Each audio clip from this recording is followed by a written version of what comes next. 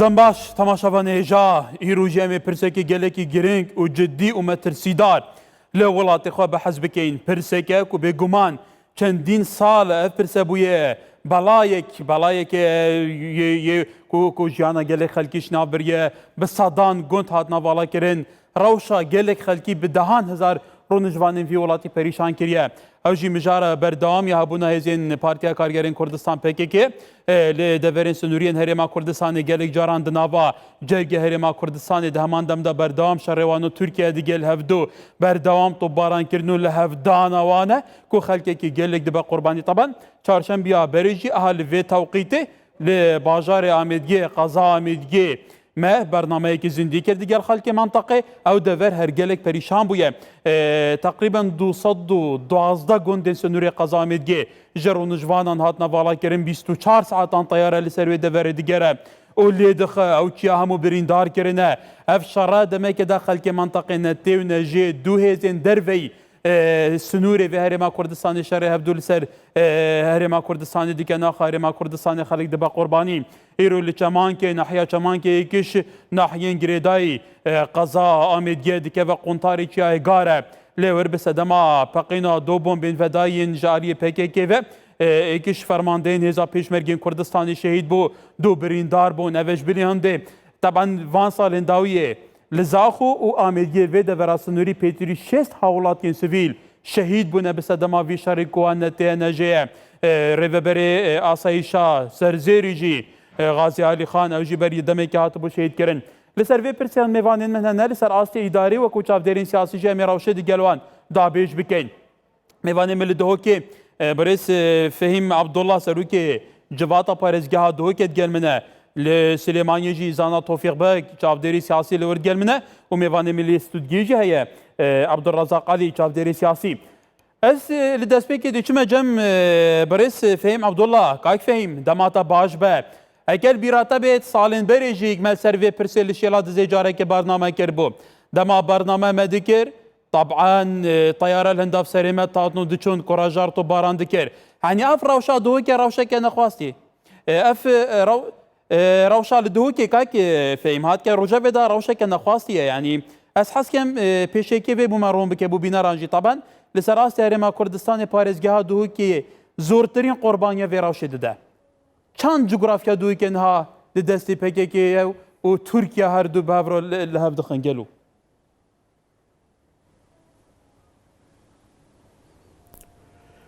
اصلاف الهوا و میوانت هوا و بینرت هوایت هجا کاک هکار دیاره وکو هیجی تاگهدار اف خلک دورت سنوری و نکل کوراتیا ولاتی جی راستی خلکه که خیرش خوندیت یا اف دوره سردم دش و رشد بوری میدان شر و پیک دادانت ایک جار مازم بویند گل رژیمت ایک لیف ایکت عراق الپناو مافت روایت ملت ما مخابن پشتی افروناهیا نیف آزادیا کو لقویناغا پشتی سرهلدانا پیروزا سالا نوتو ایک پیدا بوی خلک ما امیدت مازن هست کر کو ایدی دم بین ودانه و هدی آودان کرنا ولاتیا و سارش کرنا برین دش و رشت ایکل دیف ایک بویا لی مخابن اف بجین خوشیا و اف امیده هرزیکا گریلایت PKK مخابنی و از بیجم کرا خونکا نخوش و الخلک ما تیک دا سالانه که دریجه مخابن هزت PKK میدان خواه گوهاستیش میدان خوی خورسکی بو اوه دورا استراتیجی اوه دورا زحمت کش اوه دورا کو بدهان سالا چک خبات و برخودان کرت وی هل گرتی و گندوارت وی بوین میدان داستانت مازن نهجی يعني الفيدا ويجي ابراستي يعني PKK پلکشیا هزت PKK کر مخابن کیراتیا کا ولات می آزاد کری جاره کادی کرد بن دست وادا او خوشی هندی هیز ترکی جور داتن او جی پتر اجدور سنوری یه قصد کنه کیراتیا هرما کردستان نخاسمل سنور پارزگه ها دهو که کل پیشیا اوان اپراسیون دیماهیه یت و هاوینه و و پاییزه کد نهجی جار بجار بردوامن پتریا 300 بندت ما یعنی یان کاول و چول و ویران بون یان جی هاتن و چون و گهشتنا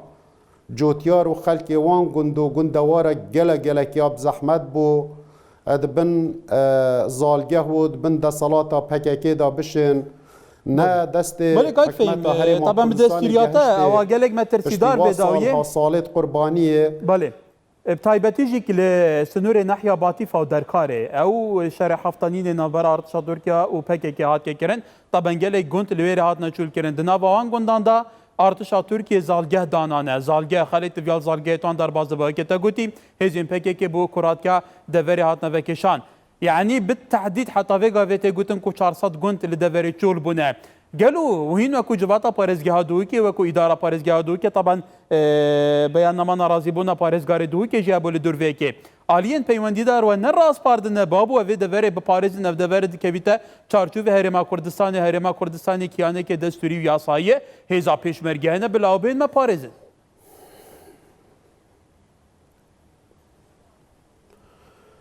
السر آستت بلند جيت حكمتها هريمة وحكومتها يا فدرال جي يعني هندا بينغاف هاوتينا هاوتن مخابن تو برخوردت گل لاينا كيت كي هيج جهداريا خاصتو دا خازت تيت روانا كتن برهنده جي ما امراوشي هيرك تشوبينين راستي بس ده صلاة كيش مدايتو بشي تخيبه كي داني بوفانا آن بشي هاولات يخوش اوه در دستريه پاريزي يعني هر دو آليا چه پککه و چه هزه تركي شر خو اینا نافمالا ملت ما يعني گندت ما گندوارت ما دورت ما جارا گند بون براستينو که وقت سنترت باجه راجيت بنا آرمانچ و ایکش بديتنا من پلانا نیا دیر یا نزیک یا پکک او ایدی و گواشتم کفت سر سنترت ناحیا و پاشیبین بو قضاجی یعنی افریدانت نهتینه کرن باور بکل در دورت ناحیا در کاری و باطیفه و کانیماسه و چمانکه و دیره لو کوشیلا دزینه بگیره هندک جاره حتی مانگیش که بود هو که نزیکی 20 کیلومتر زیده ترنینه اگر تو تبرانگه که واقعی هیف که برنده جیب دیتنا من بر بلافبونا یا گریلایت پککی وی رنگی روش بو روژه مترسیه که ماستر پیدات کردن روش بو روژه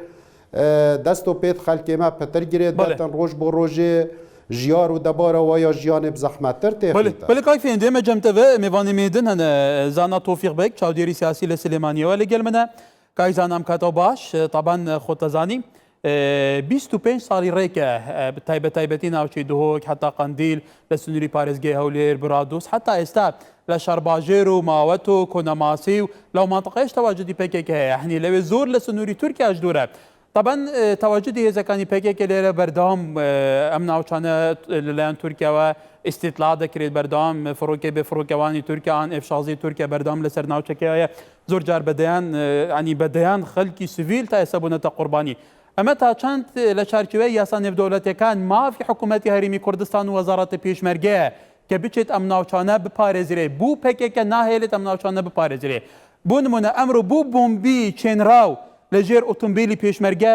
داناوە کە بتاقی پێشمەرگە شەهید بێ ئایا ئەمە مافیانە؟ پێشکی سڵاوێکی گەرم بۆ بەڕێزێک ئاگاکارەوە بۆ میوانە بەڕێزەکەتان لە شاری دۆیکی دەلالەوە لەگەڵ کاک عەبدوڕەزاقی خۆشەویست دیارە جێگای داخە پارتی کرێکارانی کوردستان پەکەکە لە ماوەی ڕابردوودا تاوان ئەمە یەکەم کاریان نییە کە بۆ ئاراستەیە هەنگاوەڵێنن دیارە بابەتێگەیە کە زۆ گرنگە من پێم خۆشە بە درێژی قسەی لەسەر بکەین هەرێمی کوردستان یەکێکە لەو هەرێمانەی کە بە پێی دەستوری عێراقی با بڵێن چوارچێوەیەکی هەم یاسایی هەیە هەم سیاسی هەیە. ئەم چوارچێوە یاسایی و سیاسیە بە پێی عرف و عادەتی نێودەوڵەتی ئەبێت ئەوەی کە پێی دەوتێ حوسنە جیوار ئەمن و ئاسایشی سنوورەکانی خۆی و ئەو شوێنانەی کە ئیتر بە دەستکرد بێن نووسێنراوە بە هەرێمی کوردستانەوە یاخود لە واقعێکاوکو دیفاکتۆ کە وجودی هەیە ئەرکی سەرشانی هێزەکانی هەرێمی کوردستان و تەنانەت هێزەکانی حکوومەتی فیدراڵی عێراقیە کە ئەو ناوچانە ئاسایشی و ناوچانە بپارێزن. دیارە هەرێمی کوردستان چاوپۆشی کردووە لەوەی کە ماوەیەکی زۆرە زەویەکانی هەرێمی کوردستان و سرورەکانی هەرێمی کوردستان بۆتە با بڵێن حەشاردانی یا دروستکردنی پێگەکانی گەریلاکانی پارتی کرێکارانی کوردستان. هەمیشە حکوومەتی هەرێمی کوردستان بە تایبەتی قیادی سیاسی هەرێمی کوردستان بە تایبەتی جەنابی سەرۆک مەسعود بەرزانی کە لە پەیامەکەیە زۆر بەڕوونی باسیەوەی کردووە کورد ئەوەی کە پێی دەوترێت با بڵێن شەڕی ناوخۆیە کوشتنی کورد بەدەستی کورد لە پەیامەکەی کاک مەسعوددا زۆر بە واضحی ئاماژەی پێداوە تەحریم کراوە. بەڵام لە ناو ئەو پەیامەیە بابەتێکی زۆر گرنگی تایە کە ئەمە من ڕەبتەکەمەوە بە پرسیارەکەی جەنابتەوە ناکرێت ئەو مرونەتەی کە سەرۆک بەرزانی نوانوێتی و تحریمی شەڕی کورد بە کوردی کردووە نابێ ئەمانە ئیستیغلال بکرێت یاخود ئەمانە بە بیان و یاخود بە هەر خاڵێکەوە بێ یاخود بە هەر دافع و فاکتەرێکەوە بێت ئەمانە ئیستیغلال بکرێت بۆەوەی چوارچێوەی سیادەی هەرێمی کوردستان بکرێتە ژێر پرسیارەوە یاخود تۆ زەویەکانی هەرێمی کوردستان بەکاربێنی بۆ هەنێ عملیاتی سەربازی و هەنێ عملیاتی سیاسی تر کە ئەمە بە پێی عرف و عادەتی نێودەوڵەتی ئەمە ڕێگا پێدراو نییە. و لە هەمان کاتیشە یەکێک لە کێشە ئەساسیەکان کە ئێستا حکوومەتی هەرێمی کوردستان ڕوبەڕووی بۆتەوە مەسلەی تەقانەوەی بۆریەنەوتەکانە بۆری نەوت بەداخۆ منەڵێم تۆ بەڕاستی ئەمە لۆژیکی تیانێ لەسەر ئەرزی کوردستان لەسەر ئەرزی کوردستان تۆ بێی چالاکی سەربازی و هەوڵیەوە بدەیت کە بۆریەنەوتەکانی هەرێمی کوردستان بتەقێنیتەوە کە هەموو لایەک دەزانن ئێستا قوتی خەڵکی کوردستان و موچەی خەڵکی کوردستان ڕەپت بووە بە بەشێک لە بۆریەنەوتەکانی بینی هەرێمی کوردستان و باوڵێن دەوڵەتی تورکیاوە ناگرێتەوە ئەمانە بە عملی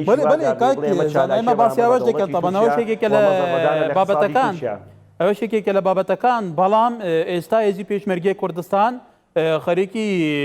دروستکردنی بنگەهە لەو ناوچانە گوندەکان بپارێزێت ئەو ناوچانە بپارێزێت طبعاً بۆ سنووری پارێزگای دۆک لەبەر ئەوە هاو سنووری تورکیایە نزیکەی 400 گوندی ستراتیجی هەموو گوندی بێگومان زۆر ئاساسینە چۆل کراون ینی مافی هێزی پێشمەرگەی کوردستانیە بچیتەوە شوێنە بۆ پێکێکە ڕێگیری دەکات بەڵێ خۆی یەکێک لە کێشە ئاساسیەکانی ینی گەریلاکانی پارتی کرێکارانی کوردستان و تەواجودی بڵین پەکەکە لەسەر عەرزی هەرێمی کوردستان ئەوەیە بوونەتە هۆکارێک تەنانەت بۆ گۆڕینی دیموگرافیەتی هەرێمی کوردستان تۆ دیقەت بدە مەسەلەن ئەو ناوچانەی کە باڵین تەواجودی پەکەکەی لێیە جۆرێک لە دەسەڵاتێکیان بۆ خۆیان دروستکەوە ئەم دەسەڵاتە بۆ بە کێشە تەنانەت 400 دانە گوندی سەر سنوورەکانی هەرێمی کوردستان بە تایبەتی قەزایکی وەکو ئامێدی من حەزەکەم زانیاریەکێ باسی بکەم قەزای ئامێدی لە مێژووی دەوڵەتی عێراقیدا یەکێ بووە لە قەزا زۆر گەورەکان ئەم قەزایە بەڕاستیەکەی کۆمەڵێک گوندی زۆر گەورەی لە چوار دەوری خۆی کۆکردنەوە کەچی لە ئێستادا بچووکترین قەزایە باڵین ئەو کارانەی کە پارتی کرێکارانی کوردستان و چەکدارەکان بۆتە بچووکترین قەزا لە ناوچەکەدا ئەمە یەکێکە لەو کێشە گەورانی بەڵێ کایزانە سەرنج جێگە سەرنج بۆ دەگەرمە وڵات سەر دیموگرافیەتی بەڵێ دەگەرمە وڵات کاک عەبدوڕەزاق کاک فەهیم عەبدوڵڵا سەرۆکی ئەنجومەنی پارێزگای دۆکە ئەڵێ تەنانەت مەترسی جددی ئەوە هەیە هێزەکانی پەکێکە بینە ناو ناحیەکانەوە بێژگە لە گۆڕینی دیموگرافیەک و کایزانەوەتی قەزای ئامێدی جاران گەورەترین قەزا بوو لە ڕووی ڕووبەر و نفوسەوە لە سەراسی هەموو عێراق ئێستا بچووکترین قەزایە لەبەرەوە هەموو گوندەکان چول کراوە خەڵکێکی هەمووی دەربدەر بووە پەریشان بووە تو ئەم پێش هاتە مەترسیدارە چۆن دەبینی هەرێمی کوردستان چی بکە کە خەیەکی خۆی بپارێزێ کە ئەرکی ئەویشە بێگومان زۆر سپاس سڵاو بۆ جەنابەت و بۆ بینەرانی کوردستان 24 و سڵاو هەردوو برای بەڕێزم کاک فەهیم عەبدوڵڵا و کاک زانا تۆفیق بەک کاکە کار یعنی با ئێمە پێشەوەی کە مناقەشەی ئەم شتە بکەین ئیتیفاق لەسەر شتێ بکەین قسەی کاک فەهیمیش و کاک زانا و هیچ هەر شتێک باسکردنێک لەو دەستگای ئەعلامیانە لایەن ئێمەمانانەوە بەو معنایانەیە کە ئێمە حەزمان لە شەڕ بێ یا بانگەشە بۆ شەڕ بکەین یەکەم زەرمەند لە شەڕ ئێمە یەکەم زەرمەند دەگەر خوانە خواسە هەر شەڕ لەگەڵ هەر کەسێ بکەین بە زەری ئەو خەڵکە تەواوە بێ و ئێمە لە وەز ئەگنین بمانەوێت شەڕ بکەین یا جێچەڵ بە خەڵک بکەین ئەو با ئیتفاق لەسەر نقطەیە بکەین نقطەی دووهەم ئەوەیە ئینسان پرسیار بکە بەڕاست پەکەکە بۆ لێرەیە چێکا لێرە ئەگەر لە وەکو کاکفەهیم هەندێک گوندی و لەسەر سنوورە و نزیکە لە شەمزینان و نزیکە لەکوێ ڕەنگە حیجەیەکێ بە ڕەنگە ئەگەر لاجی بە یا پەنابەر بێ ڕای کرد بێ لە دەستی دەشی تورکیا بچێت لە گوندێک بۆ خۆی دانیشێ ئینسان تێبگا ینی تەفسیرێکی بۆ بکە بەڵام پەکەکە چێکا لە پێنجێن چێکا لە شار باژێر چیەکە وەکو کاکفەهیم باسی کرد و جەناب لە پرسیارەکە باس کرد لێستا نزیک بۆتەوە لە مەرکەزی ناحیەکان ئەگەر یعنی بەچە پێت وایە ئەمە چ مەبەستێکی لە پشتەوەیە شاخەکانی کوردستان ئەوانەیە سەرچندور بەشیەوە ناکەن کە خۆیان بشارنەوە ئەمە بمەسە ئەو نقطەیە بەڕێی متەوازایی من پەکەکە سێ ئیشی لە هەرێمی کوردستان هەیە هیچ ئیشێکیان عیلاقەی بە کورد بە بەرژەوەندی کورد و بە کوردستانەوە نییە واوە ئیتیهام نییە من حەزەکەم قسەکەم شەڕەکەم یەک پەکەکە بۆتە پۆلیسی حدود بۆ دەوڵەتێکی ئیقلیمی وبە تحدید ئێران ئەوە زۆر بە سەراحەت دابڵین بۆ لە پێنجێنەوە تا حدودی شەمزینان حدود ئەو مەسەلەسە حدودی ئەو سێ گۆشەی حدود ئەو حدودەی تەمین کردووە ئێران کە دەوڵەتێکی زۆر مهمە ناوچەیەوە زۆر مەساریح هەیە و زۆر کێشە دەنێتەوە زۆر کێشەشی هەیە پەکەکە بۆتە وەکو پۆلیسی حدود بۆ ئێران ئیشەکە ئەوە یەک دوو هەموو ئەزانین بەهۆی زروفی کوردستان و بە تایبەتی لە زروفەکانی ئەمڕۆ لە هەموو زروفی کوردستان هەموو بگەڕە بۆ مێژووی 50 ساڵ لەمەوە پێش ئەو شتێک کە پێوترێ قاچاقچێتی و بازرگانی سەر سنوورەکان یەکێکە لە ڕێگە هەرە گرنگەکان بۆ قوتی خەڵکی کوردستان پەکەکە ئێستا لە ئەم سەرەوە بە ئەوسەری سنووری هەرێمی کوردستان لەسەر حدودی گرتووە و سەرانە لە خەڵک دەسێنێ سەرانە و باج و هەموو شتێک بە ئارەزوی خۆ وەرەگرێ ئەمە دوو لەم دوانە مهمتر پەکەکە ئەبێ زۆر بە سەراحەت بڵێن وەختی مجامەلە نەماوە بەشێکە لە گەمەیەکی لە محوەرێکی ئیقلیمی کە دوو ئیشی هەیە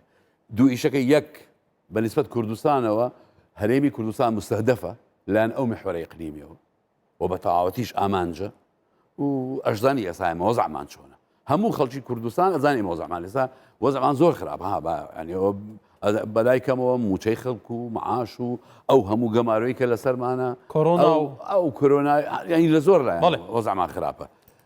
پەکەکە کاتێک کە لەم کاتەیە ئەم زەختە لە هەرێمی کوردستانەکە ئەم فشارە ئەهێنێ وە جێچەڵە کاوشارە فرۆشێ دەستباری ئەو زەختە نێو دەوڵەتی و ئیقلیمیەیە کە لەسەر کوردستان هەیە بەڵێ کاک عەبدوڕەزاق تەبەنەوەی جێگە سەرنجە کە توش وتی مەبەستمان نییە و بەرنامە بکەین لەسەر خواخواستە تونکردنی ڕەوشەکە ئێمە باسی زانیاری واقعەکەیەکانی ڕەوشەکە بەم شێوەیە بە تایبەت خۆم خەڵکی ناوچەیەکم 25 ساڵە لەو ناوچەیە بەردەوام تەیارە هەیە بەردەوام فڕوکە هەیە بەردەوام تەقینەوە هەیە زیاتر لە 30 کەسی بێگونە شەهید بوون يعني ئێمە باس واقعی کەم کەس لە کوردستانە بەقەدەر خەڵکی ئامێدی و گوندەکانی ئامێدی و سنووری ئامێدی طبعا ئێستا بەس لە هەموو کوردستان ئێستا زەرەرەوە مەسەلەدەن طبعا بەیاننامەی سەرۆکاتی حکوومەتی هەرێمی کوردستان هەیە هی پارلەمانی کوردستان هەیە هی لایەنە سیاسیەکان هەیە سەبارە شەرمەزارکردنی ئەوەی کە ڕووی داوە طبعا توش وتی يعني لەم تەوقیتەیە بوو لەم تەوقیتەیە ئەم زەعزەعە دروست دەکرێت لەم تەوقیتەیە بەڕێوەبەری ئاسایشی سەرزێر شەهید دەکرێت پێشمەرگە لەوێ شەهید دەکرێت بۆمبەی چێنراو دادەنرێت ئەمە خەتەرتر نییە لەوەی کە تووڕاستە خۆ شەڕ بکەیت بە تەسەوری من ئەگەر یارمەتی زۆر بە کورتی جواب بدەمەوە بە تەسەوری من لەم تەوقیتە هەڵبژاردننی ئەم تەوقیتە دوو لایەنی تایە یەک ئەوان زەختێکی زۆریان لەسەرە لە بیرت نەچێ دۆران کاڵکان لەو ڕۆژانە ئەیوت ئەو کەسێک کە لە شنگال ڕای کردووە بۆی نییە ینی سەرنج ئیتیفاق بکاتەوە لە شنگال حیزبەکەی دۆران کاڵکان 35 ساڵ لە تورکیا ڕای کردووە لەبەرەوە ئەگەر باسی ڕاکردن بێ حەق نییە باسی ڕاکردن بکەن ئەوان بۆخیان حیزبێکی ڕاکردون لە 35 ساڵ لەمەوە پێشەوە لە 85ەوە لە هەرێمی کوردستان دەژین ئەگەر هەرێمی کوردستان نەبووە ئێستا تەسەورەکەم جێشیش تورکیا چوو بە ناو ئەشکەوتەکانیشانەوە ئەوە یەک دوو ئەو تەوقیتە بە تەسەوری عیلاقەی بۆ ڕاکردنیانەوە هەیە ئەین زەختیان زۆر لەسەر بە جێشی تورکی ناوێرە مواجهەی ئەوانیان پێ ناکرێ شوێنەکانیان چۆڵ کردووە ئەوە یەک دوو فرسەتیشە وەکو وتم گەمەیەکی ئیقلیمی هەیە بۆ زەعیفکردن و شەخصە سەر هەرێمی کوردستان ئەوانیش بەشێکن لەوتر بەشێکن و دەستباری ئەو محوەرە ئیقلیمیان کە ئێوێ تا حەدی لە ناوچوون زەقت لە هەرێمی کوردستان بەڵێ کاک سپاس کاک عەبدوڕەزاق دەگەرم وڵات کاک فەهیم طبعا ئەمش ئالیە ئیداری بە ئەمێ پرساشتە بکەین وەکو بەرپرسێکی دیارێ پارێزگەها دووەکێ طبعا پاراستنا سنوورên herêma Kurdistanê êkiş nefeqatên siyadiya hikûmeta Iraqê pêwîst e pê bihelsît. Hêza pêşmergên Kurdistanê û hêzên emniyên herêma Kurdistanê çine çarçûvê manzûma dîfaîya Iraqê. طبعا ارکیوان پاراستنا سنوری تریما کردستانه نها چند هین گل آلین پیوندیدار هزا پیشمرگه دزگی دامو دزگین دنین امنی رونشتنه و داخل جکریه که اف هزا بچن واندباران بپارزین دی بر آوه کی بید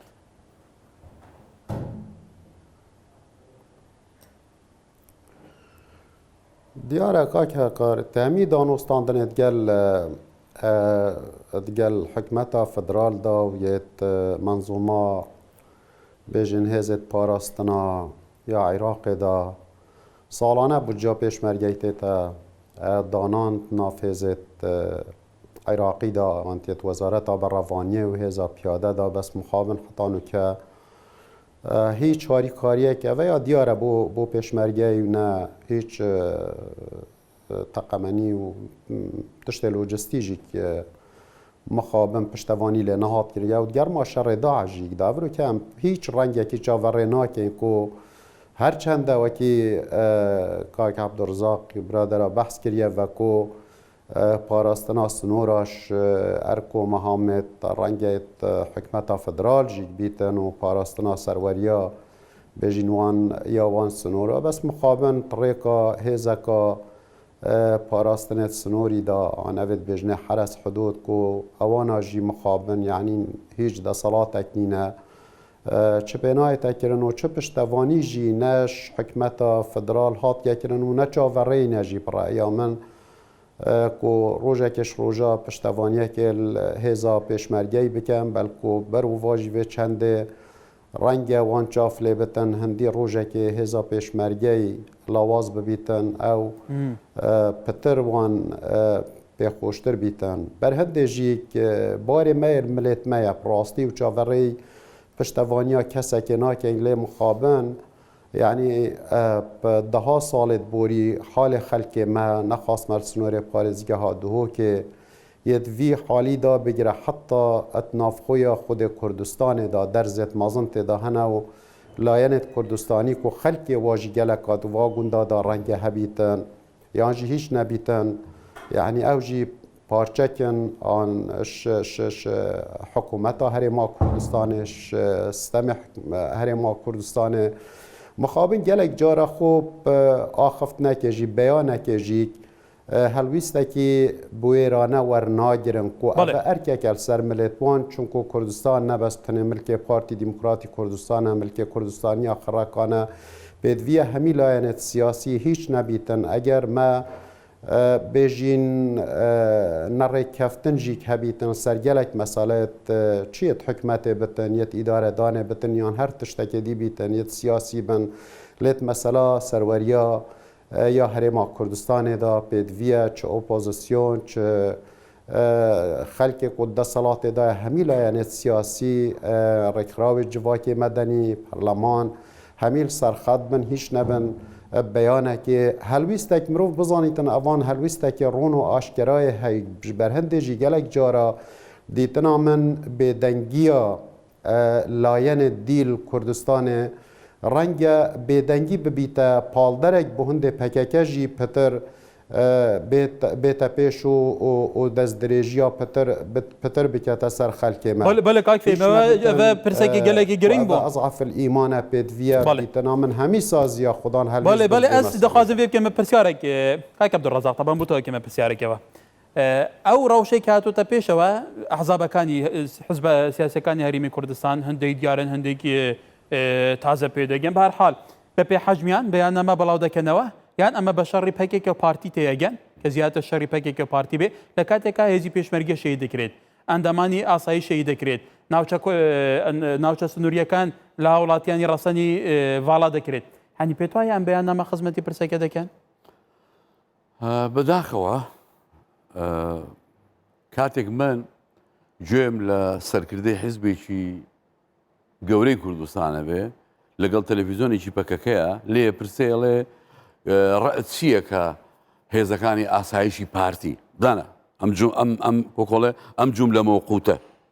ئەم ڕستەیە بدانە چۆندایە ڕێژێ ڕەت چییە کە ئاسایشی پارتی هێرشەکە لەسەر هەرێمەکانی پەکەکە ئەویش زۆر بە ڕاحەت و بە ویژدانێکی مرتاحەوە جوابیاتەوە ئیشەڵا شەڕ نابێ نادمە خۆیمان لێکا بە وەتەنی بمبورە لە کاتێکە ئەو سەرکردەیە بیریەچێ ئەرێ بەڕاست هەرێمی پەکەکە چیەکە لە هەرێمی کوردستان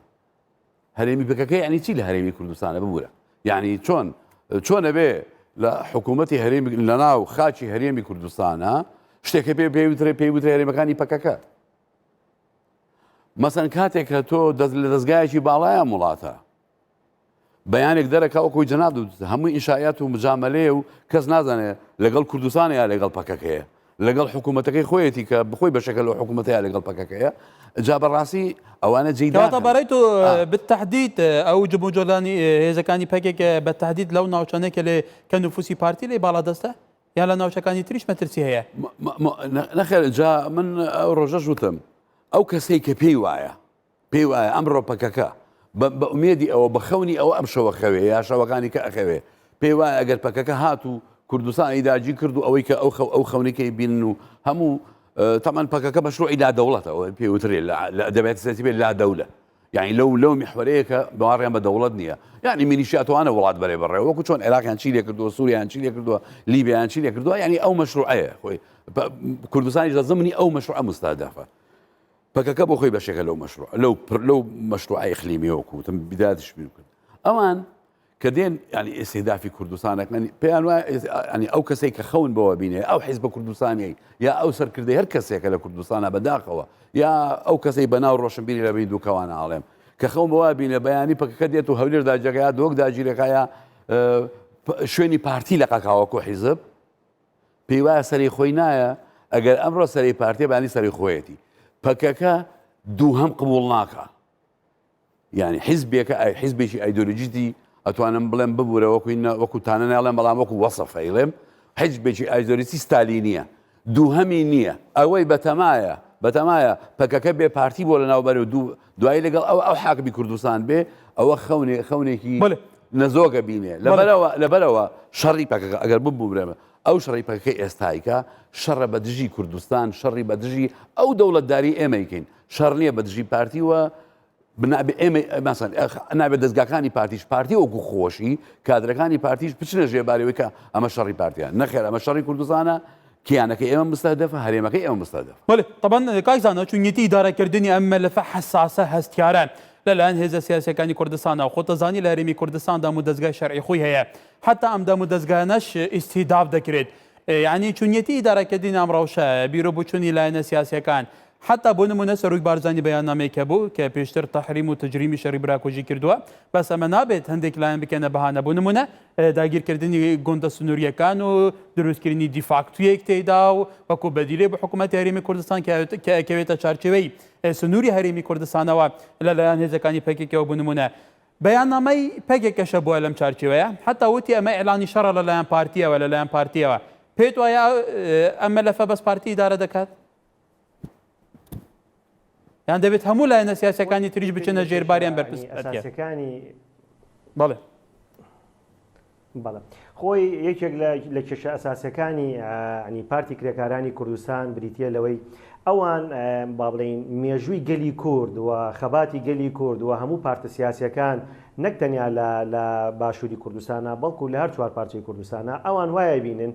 لەو کاتەوە مێژووی کورد هەیە لە چرکەساتی دروستبوونی پەکەکەەوە مێژووی گەلی کورد هەیە و لە چرکەساتی دروستبوونی قیادی سیاسی پەکەکەەوە قیادی سیاسی کورد و قیادی سیاسی بزوتنەوەی ڕزگاری خوازی گەلی کوردەیە ئەمە یەکێکە لە کێشە ئەساسیە بنچینەیەکانی ئەقڵیتی سیاسی پارتی کرێکارانی کوردستان کە تا ئێستا ئەوان ناتوانن قەنەعەت بۆ بێنن کە شوێنێکەیە پارچەیەکەیە ناوی باشووری کوردستانە لەم بەشەدا کۆمەڵێک فۆرمی سیاسی حیزبی سیاسی هەیە و خەباتی ئەم حیزبە سیاسیانە لە پێش دروستبوونی پارتی کرێکارانی کوردستانەوە خەریکن یعنی تۆ دیقەت بدە ئەوان لەسەر دوو با بڵێن لەسەر دوو چەمکی زۆر گەورە ئیژەکەن یەکێک لەسەر مەسلەی پاوانخوازی ئیژەکەن یەکێک لەسەر ئەوە ئیژەکەن لەسەر حیزبی قائید ئیژەکەن لای ئەوان لەو کاتەوە قیادی حیزبێ و سەرۆگەیە کە بەڕێز عەبدوڵڵا ئۆجالان سەرۆکی پارتی کرێکارانی کوردستان بووە ئەوان وەکو سەرۆکیشی فکری و مەیدانی بینن کە ئەمە بە پێی مێژوو ئەمە یەکێکە لە هەڵە استراتیژیەکانی پارتی کرێکارانی کوردستان بابلین سەرۆکی فکری یا سەرۆکی مەیدانی لە پێش دروستبوونی مێژووی ئەوانەوە هەیە لە شۆڕشی ئەیلولەوە هەیە لە پێش شۆڕشی ئەیلولەوە لە شۆڕشەکانی بەرزانەوە هەیە لە شۆڕشی شەمەحمووی نەمرەوە هەیە لە شۆڕشی ئەیلولەوە تاکە سەرکردە کە لەو کادا قیادی شۆڕشیە کرد مەلا مستەفا بەرزانی نەمر بوو کام وەکو سەرکردەیەکی مەیدانی هەم وەکو سەرکردەیەکی فەکری قیادی شۆڕشیشی گەورەیە کرد لای پەکەکە ئەمانە هەمووی نەسخە هەمووی ڕەتدا یای پەکەکە لەو کاتەوە قەناعەتیان بە خەبادەیە کە پارتی کرێکارانی کوردستان بە هاوکاری ئەمامێ لە بینی دوو چوارچێوەیان قسێ بکەم دروستبوونی بزوتنەوەی چەکداری لای پەکەکە بە هاوکاری پارتی دیموکراتی کوردستان لە ساڵی 84 دروست بووە و دەمی پارتی لەو کاتەیە پەکەکەی خسۆتە سەر سکەی خۆی و سەر ئەوەی کە بتوانێت هێزێکی چەکداری هەبێت و دەستکا با بڵین بە خەباتی چەکداری بەرامبەر بە دەوڵەتی تورکیا ئەوان سەرلەبەری ئەم هەموو هاوکاریە سەرلەبەری ئەوەی کە ئێستا لە هەرێمی کوردستانە شوێنیان کراوەتەوە بەداخەوەڵێم وەکو مۆراڵەتی سیاسی وەکو پاداشتی ئەو مێژوەی کە پارتی و هەرێمی کوردستان و زۆربەی ئەحزابە سیاسیەکان لە ناو هەرێمی کوردستانە بۆ پەکەکەیان کردو ئەوان ئەمانە لەبەر چاو ناگرن و ئەم شەڕی کە ئێستا باڵین داسەپاوە لە هەرێمی کوردستانە تەنیا شەڕی پارتی دیموکراتی کوردستان نییە ئەمە واقعە ئەمە شەڕی خەڵکی کوردستانە ئەمە شەڕی حکومەتی هەرێمی کوردستانە حکومەتی هەرێمی کوردستان بریتی نییە لە پارتی دیموکراتی کوردستان و هێزەکانی پارتی دیموکراتی کوردستان بریتیە لە یەکێتی نیشتمانی کوردستان ئێمە بە چەند هەنگایەک بگەڕێنەوە بۆ دواوە چەند مانگێک بگەڕێنەوە بۆ دواوە کاتێک کە بارەگاکانی پارتی کرێکارانی کوردستان لە شاری سلێمانیا داخران لەلایەن دەستگای ئاسایشی سلێمانیەوە خۆ کاتە پارتی هیچ بابڕین هیچ تەحەشوداتێکی عەسکەری لە ناوچەکەیان نەکردبوو لە ناوچەی سلێمانیەوە کە سەرەتا دەستکرا بەوەی کە بارەگاکانیان دابخرێت و مەتاری سلێمانی دابخرێت لەبەر جموزۆڵەکانی پارتی کرێکارانی کوردستان و هەموو کەسێکی ژەوازانێ چەند کەسێک لە گەریلاکانی پارتی کرێکارانی کوردستان لە شاری سلێمانیە بەوەی بابڕین تاوەی پێوەتێ تاری ئیستیسلاعی لیان نان و کوشتیان و لە نایان بردن کەواتە ئەم شەڕە تەنیا شەڕی پارتی دیموکراتی کوردستان نییە و من لێرەدا زۆر تەییدی کاک عەبدوڵڕەزاقەکەم پێویستە دەستگاکانی ئەعلامی پارتی کەوادرانی حیزبی پارتی و هەموو لایەنەکان کە نزیکن لە دەستگا ئەعلامیەکانەوە دەبێ ئەم تەختەی ئەم بابەتە وەکو خۆی بکەنەوە لەبەرەوەی ئەم شەڕی کە هەیە لە هەرێمی کوردستانە شەڕی پارتی نییە بەڕاستیەکەی و پارتیش خاوەنی ئەم شەڕە نییە ئەم شەڕی کە هەیە شەڕی هەموو لایەنە سیاسی هەموو ڕۆشنبیرانی کوردستان هەموو ڕۆشنبیرانی کوردستان و هەموو کادرە سیاسەکانی لایەنە سیاسەکان بە دەنگێکی زوڵات بەرامبەر ئەم پێشێلکاریانەی برادرانی پارتی کرێکارانی کوردستان بۆستنەوە و سنوورێکی بۆ دابێت چونکەم ئەگەر پێم باشە هەرێمی کوردستان دەکەوێتە بەردەم قۆناغێکی ترسناکەوە بەڵێ من پێم خۆشە نیقاش ئێمە لە چارچەوەی ڕەوشەکە بێ ینی بۆ پێکێکە لە ئێستادا خۆشی ئازانێک کە واقعی هەرێمی کوردستان چوونە لە هەمان کاتدا تورکیا چوون بە دوای بیانوویەکێ گەڕێبوون من لە ڕەوشای کوردستان چی بووە ئێستا ناوچە سنووریەکان چیان بەسەراتووە ئەم پرسیارە لە کاکفەهیم بکەم کاکفەهیم طبعا تجي بحث كالفيد ديمايكي لسنوري ناحية باطفة ولدركاري وحتى بريا كان دقيقان جي ناحية شيراد زياد كه بومبا باران كرن جالية بارا فرين ارتشا تركيا لفير خلق در بدر دبيت قندي توان فالاد بن هندي دي زاق سروتشي دبيت هندي چی کن گلو دی چه اداره معونات دوی خلکی کن مشاکل دوی خلکی کن شخواهین برپسین وحده اداریا پارزگه ها دو کنه الترناتیوه و چیه؟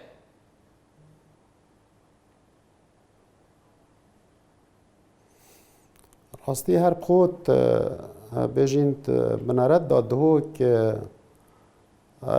پارزگه ها کوچ و کوچبرا بون هشتا حتانو که چش خلک دشت موصل چش شنگاری و گلک دوردی هشتا دهوک پارزگه ها کمپای راستی او بونه سالانک جی که وقت بکویتا پتر 6 سالونی و اف خلکه هشتا 100,000 سنور پارزگه ها دهوکی هیا مخابن او گندید که هیچ نبود بانهیک جیکله هیان چند مالک چون سر نکه ریل واجی هاتا گرتن هاتنو چون بوان گنداجی بو را کرنا درامت خو بو کار خو یه کشاورزی و یه چاندنه او جی لهاتا گرتن همی ده جاره کدی کن و بن ات باجر و باجر کادا اوجی بدیت نامن خوب خو وکی این آگهدار رجا بکاریل سنور پارزگه ها دهو که اکجاریا بلنده رجا هجاریل چاف پارزگه دیت هرما کردستان یا بلنده ات کشو هوا که بکاری و هجاریه دا بدیت نامن روش بو روژه اگر چاره سریک بو اوی سروبری نیت دیتن من روشا همی شاروشکه و یا خلک پارزگه ها دو که ده برف خرابتر چیتن راستی هیچ حوله که طبعا هر وگا بيجي كاك فهم آنها بيانما سروكات يارما كردستان جي هي سروكات يارما كردستان جي إيدانا يا به الشاكيت لچمان که کوبون بین ودایی بویزا پیشمرگات بونه ودان طبعا چارچوبی یاساین سربازی ده هم پتر شارزان تایبتی جی تو کو پیشمرگی کی کیون يعني ودانا بوم بكي ما ترسي دار ترجل وانتو راستا خو تفانغا بتقني شر بكي بهرحال يعني افهل ويستي دامو دزگين فرمين بلندن هرما كردستان و چاد نرخينن اوا بخوا پشتوانيا گلو پتر وكي سي پازرين حتى بريا پارلمانتارين دو كي روندش نك فرميا پارلمان كردستان يا لزگين سر و پرسي بيل سر است بغداد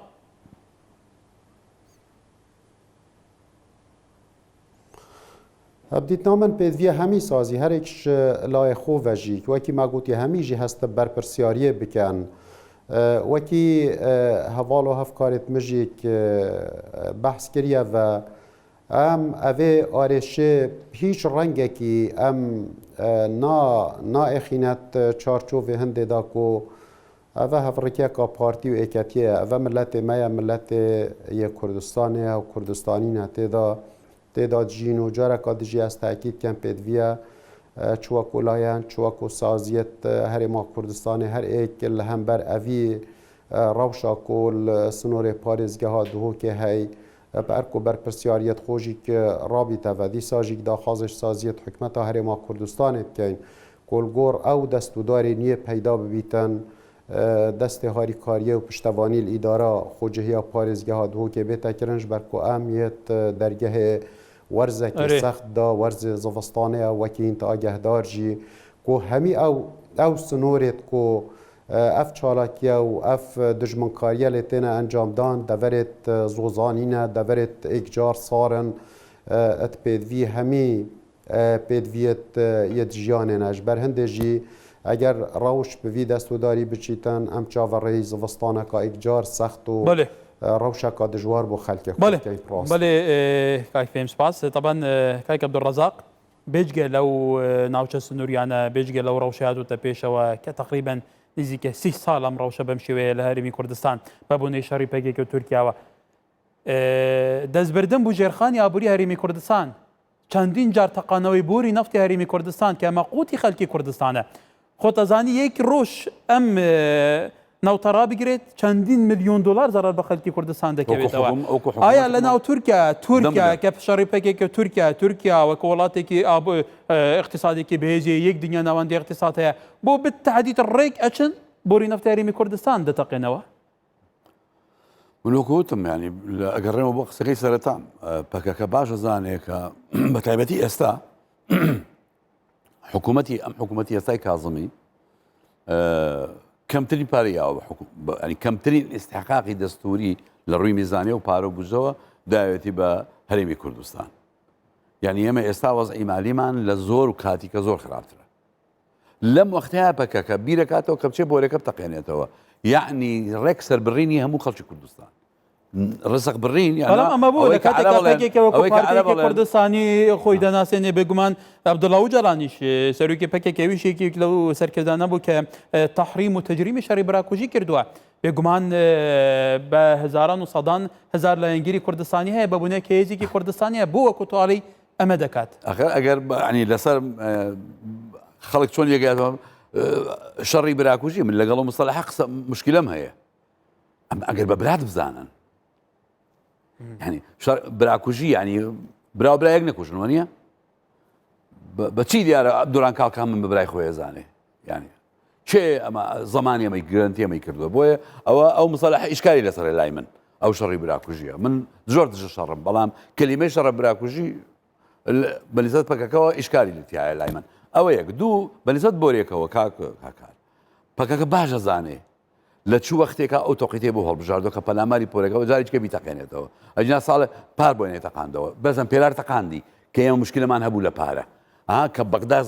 زەختمان لێکا پارەمان ناداتێ وەزعی کوردستان لە ئابووری زۆر خراپە بێ ئەوژێ بۆرێک هاتەقێنێتەوە ئەوە بۆ خۆی دیارە معناوە شەرحی زۆر ناوێ یعنی ئێمە ئێستا بەغدا پارە نادا هەمووی سەقاقی دەزۆری و بەغدا ئێلانی کرد خۆشی معاشی خۆشی پێ نادرێ یعنی ئەو جۆزئی خراپە چژایەوەی پارە بدا بە ئێمە یعنی ئێستاقاقی دەستوری میزانی ئێمە بدا ئەوانشم بۆرێک هاتەقێنەوە یعنی عرب شتێکیان هەیە قطع العناق قطع الأرزاق كقطع العناق يعني ئەو ڕزقەی کەی بڕن وەک وایە ملی هەمومان ببڕێ پەکەکە جا بزانێ و نەزانێ بەڵام کارەساتەکە عەبدوڕەزاق تۆ اتفاق لەسەرەوەی کەین کە ئێمە بە زمانێکی دەرم باسی ڕەوشەکە بکەین من سەرنجێکی دیکەم هەیە لەسەرەمە ئەمێ لەمڕۆوە پرسیارە لێ بکەم طبعاً هێزی شۆڕەشگیری کوردستانی هەیە شخصیاتی کوردستانی هەیە ناوەندەکانی تری کوردستانی هەیە تا چەند گرنگ ئەمە بەڕوولی ڕاستەقینەی خۆ هەڵسن لە ناوپەکێکیش لەوانەیە خەڵکی کە بێ بتوانێت بە شێوەیەکی ئیجابیتر تەعامل لەگەڵ وازەکە بکە دیفاکتوی هەرێمی کوردستان ڕێزی لێ دەگرێت قبول دەکات تا چەند گرنگە ئەم لایەنە بەرکی خۆی هەڵسن کە ئەم ڕەوشە تادیە بکەنەوە یعنی هێزەکانی پەکێکەش مراعاتی ڕەوشە هەرێمی کوردستانەوە هەموو تەحەدیانە بکە کە ڕوو لە هەرێمی کوردستانە زۆر بە کورتی کاکەکار ئەکید پەکەکە یەک باڵ نییە وەلە وای دەرەقەکە عادەتەن هەموو یەک شتە وانە قیادات هەیە ناو پەکەکە کە بیرکردنەوەیکی نەتەوەیانەی هەیە و بەڕاستی من بۆ خۆم شخصیان زۆر گرە و زۆر ئیمانی زۆر ئومێدم بەو قیادانەیانە کە بتوانن قیادەتون ڕەوەکەی پەکەکە کە من هەموو جارێگەڵم بەقەدەرمە هەپڕقیان لە کورد ناوی کورد و کوردستانە بەقەدە ینی ئەوانە تۆزێ هێمنکەنەوە هیچ نەبێت لەم زروفی ئێستا تۆزێ مراعاتی کوردستان بکەن هیچ نەبێت ئەو ئەزمەی کە ئێستا خەریکن دروستیەکەن تۆزێت ئەجیلیکەن تۆزێ دوای بخەن ئەوە لەمە مراعاتمان بکەن ئەوە یەک وە زۆریش من گرەوم لەسەر ئەو هەموو هەزاران گەنجەیە کە پەکەکە هەڵی خەڵەتانون بە ناوی خزمەت و پێشمەرگایەتی و گەرەلایبوون و خەبات بۆ کورد و کوردستان لە کاتێکە ئەسڵەکە ئەو نییە زۆر هیمێدم بەوانە طبعاً ئەوە بینەران ئەوە سەرنجی میوانەکانی منن ئەوان بەرپرسن لە سەرنجی خۆیان طبعاً ئەوان بەتاکید منەوە ئەوەی من لەم ڕێی خۆمان طبعاً ئیتر من ئەمەوێت زیاتر باسی واقعەکەکەین باسی فەلسەفە و ئایدیا و شتێ هیچ حەزبی نەکەن لەبەرەوە کاتمان بەش ناکات و بابەتی ئێمەش لەسەر پرسێکی ترە کاک زانا طبعاً وەکوتم تاچان گرنگە ئێستا کەسە نیشتیمان پەروەرەکان ئەو کەسانەی کە قەنەعاتیان بەوە هەیە کە هەرێمی کوردستان تاکە ئەزمموی هەرێمی سەر چار پارچەی کوردستان ئەومێدێکە فەرموو لە باکوور لە ڕۆژاوا لە ڕۆژهەڵات هەر کوردێک لێ بقەمێ دێتە ئێرە لێرە پەناگەیەتی هیچ شوێنێکی دیکە نییە دۆست و دژمن هەر هەمووی چاوی لەسەر ئەم ئەزمموی هەرێمی کوردستانە تاچان گرنگە ئەوانیش ئەم حساسیەتە لە بەرچاو بگرن سنووری ئێستا هەرێمی کوردستان لە بەرچاو بگرن بیان و نەدەنە لایەنی تر کە لایەنی تر زۆر تینووی داگیرکردنی ئەم پارچەنەکە لە ناوچە سنووریەکانەوە بووتە دیفاکتۆ بەڵێ خۆی باشترین فرسەت ئێستا لەبەردەم برادرانی پارتی کرێکارانی کوردستانە بە تایبەتی پەیامەکەی جەنابی سەرۆک مەسعود بەرزانی و با بڵێن لێدوانەکانی سەرۆکی حکوومەتی هەرێمی کوردستان لە دوا لێدوانیا کە کاک مەسرور دایەتی سەبارەت بە کێشەکە باشترین دەواازەیە باشترین فرسەتە کە ئەوانەی کە لە ناو پارتی کرێکارانی کوردستانە با بڵێن بیرمەندەکانیان خەڵکە نەتەوایەتەکانیان ئەو خەڵکانن کە خاوەنی فکر و ئایدیا و خاوەنی هەڵوێستی گەورە بوون بە تایبەتی بەشێکیش لەو ڕۆشنبیرانەی کە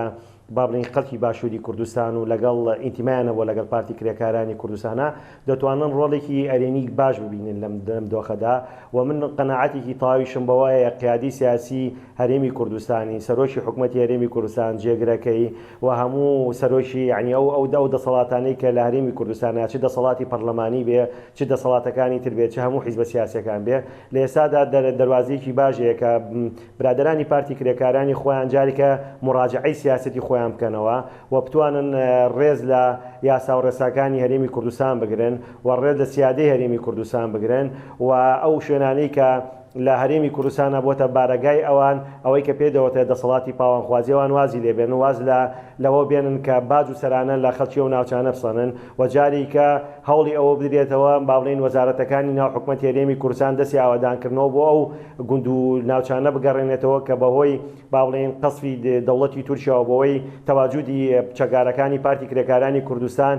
تووشی کاولکاری بووە و من قەنەعەتی تری تەواویشم بۆەیە کۆمەڵێک نوخبە هەیەن ئێستا کە لە هەوڵی ئەوەدان کە بابەتەکە نەگاتەوەی کە خوا نەخواسە بێ بەشەر و ئیتیجاهی بڕوام وایە ئیتیجاهی چی سەرۆک بەرزانی چی حکوومەتی هەرێمی کوردستان بۆ ئەوەیە کە دۆخەکە بە شێوەیەکی ئاشتیانە چارەسەر بکرێ و خوێن لە لوتی هیچ پێشمەرگەیەک نییە نەگەریلا نە پێشمەرگەکانی هەرێمی کوردستان هەرچەنە بەداخەوە ئەمڕۆ پێشمەرگەیەکی سەر بە وەزارەتی پێشمەرگەی حکوومەتی هەرێمی کوردستان بۆی لوغمێکەوە کە بۆیان دانابوو شەید کرا و دووبری ناریژەیە هیوادارم ئەوە ئاخر خوێن بێ جارێک کە خوێنی کورد بەدەستی کورد نەڕژێتەوە و باشترین جاری کە ژەواڵێمەوە دووبارەش یەکەمەوە هەموو ئەم خطابانەی کە ئێمە لێرە داباس یەکەین هیچ خطابێکی زبر نییە شینی ئێمە بۆ ئەوەیە کە خوێنی کورد بەدەستی کورد نەڕژێتەوە و جاری کەش داواکارم لە ڕۆشنبیرانی ناو پارتی کرێکارانی کوردستان و ئەو لایەنە سیاسیانەی کە تابعی پارتی کرێکارانی کوردستانن هەموو جوودێ بکەنەوە جاری کە ئەو چەگارانی کاتونەتە خوارەوە بۆ شەڕکردن و بۆ دروستکردنی پشێوی بگەڕێنەوە شوێنەکانی خۆیان و بێنن بۆ ئەوی بتوانن لە ناوچەیەک لە باکووری کوردستانە شوێنێ بۆ خۆیان ڕزگار بکەن. سپاس دەکەم کازانە هیوادارم سەرنجی تۆ گەشت بێ یکایک عەبدوڕەزاقیش بۆ ئەوانەی کە فعلا ڕێگیری بکەن لەوەی کە شەڕی کورد بە کورد جارێکی دیکە دروست باری چی نەبێ ڕەوشەکە تادی هەبێتە لەبەرەوە خۆی هەرێمی کوردستان ئەوەندەی کێشەی کەم نییە کێشێکی تری مەترسیدارتر بێتە سەرەوە طبعا کاک فەهیم تو سەرۆکی جڤاتە پەرێزگاها دووکێ بە خەڵکێ دووکێ هەموو پێکهاتێ نوێڤە ئەس دەخوازم سەرنجاتە بۆ ئالیین پەیوەندیدار ئالیین کۆ لە دەڤەری تەواجدداوان هەیە بۆ نمونە پەکێکێ بۆ بەرپرسێن پەکێکێ بۆ ئالیێندن لە دەڤەری چییە گەل و یعنی داخوازاتە لەوان چییە کو ئەvە چەندین ساڵە ئەvە تقریبا 30 ساڵە توزانی لەوێ دەڤەرە ڕەوشێکە گەلێکی مەترسیدار هەیە بڤێسە دەمێ تورکیا بەردام تێتە پێش لەوێ دەڤەرێن گرنگی داگیر دکات سەرنجاتە بۆوان چییە داخوازاتە بۆوان چییە ناوێ خەڵکێ دووکێ بوو نمونە بەشکەم نەها گۆداری ئەمە بکەن.